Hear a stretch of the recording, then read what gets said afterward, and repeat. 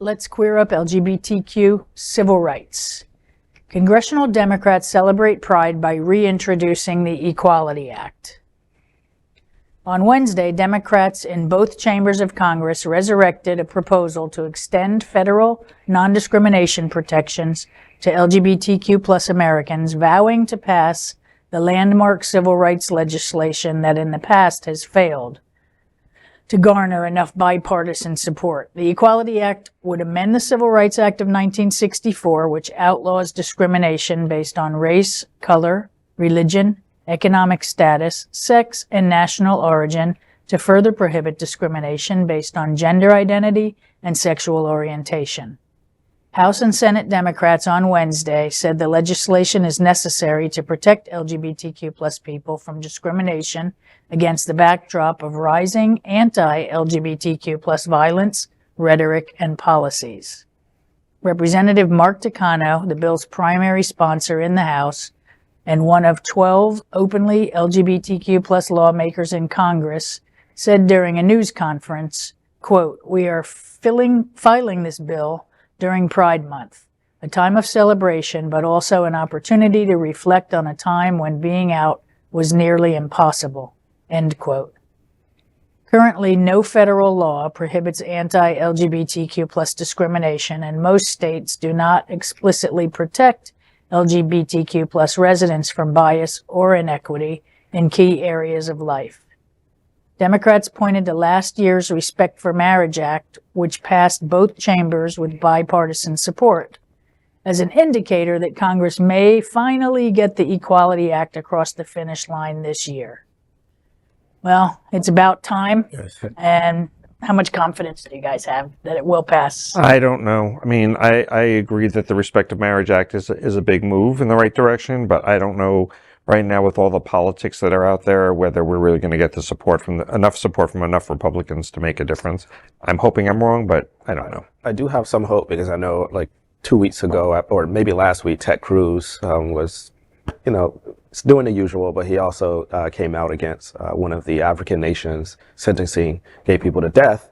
So maybe that's a little bit of a promise. He talks out of both sides of his mouth. I totally agree. I mean, there's like roughly like 400 bills across the country that are like targeting our community, and they're slowly rolling back all of the positive remarks. And if we're not paying attention, viewers, we got to realize what they're doing is what they did to folks of color, to black folks in the days before.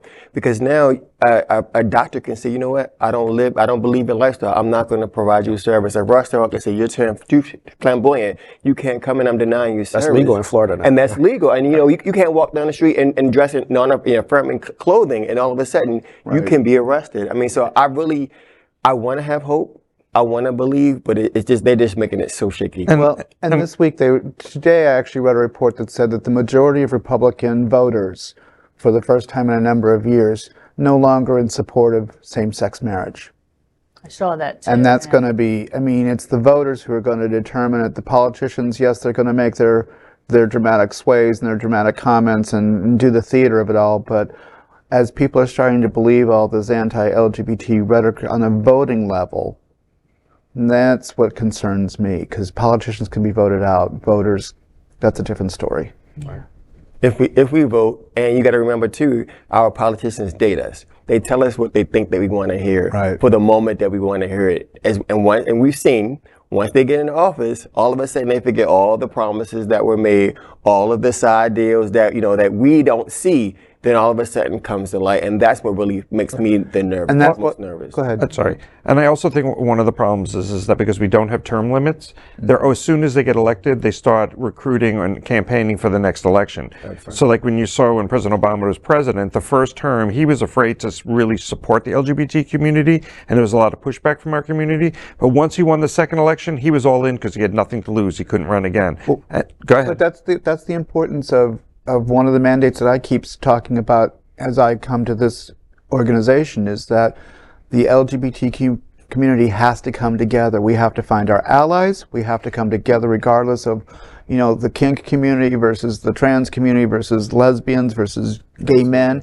We have to pull all of our ducks in a row, and we have to find that sweet spot on the table where we acknowledge that we all win together. And right now I'm concerned for us because I'm not seeing that gathering. I'm still seeing people all bickering and fighting. And not us, but not you. And you know, we've got to come together. And that's the importance of this TV show, so that we can bring everybody to the same page and say, hey, it's time. I mean, I even ramp that up to 2.0.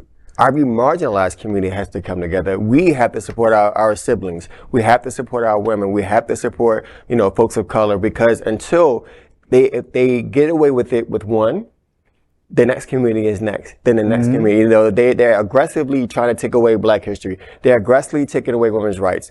They're aggressively taking away our trans siblings' rights. So what else is next? Who else are they going to come after but the gay Well, they're folks? doing the divide and conquer. I mean, and that's what they're doing. And so we And have to now. they chip away at it slowly, so that just, it's just one little thing, it's not that big a deal, and then they chip away again, and before you know it, you're completely chipped out, and there's nobody there to defend you, because everyone's been eliminated and marginalized. And the court is stacked. Yeah. Yes. Yeah. That was our last refuge, our last place of refuge, and it is not friendly for us. So we have to just pull together. Votes, vote. Yep. Because Gen Z can only do so much. Amen. We're voting, we're turning out in record numbers, but the LGBT community has to come out to the polls. And last year here in Florida, we stayed home. Yeah, we suck at that. Never, I never, Never, I never ever. stay I home. never stay home either, but We are Queer News Tonight, the world's first and only live daily LGBTQ+ evening news show from Happening Out Television Network. In the model of PBS and NPR, we educate, inform, and entertain by supporting the 10 pillars of the LGBTQ+ community, with more than 100,000 a week watching on Roku, Apple Television, and other channels. To keep the stories going, we accept donations with 100% transparency. Stay updated and live authentically with Queer News Tonight.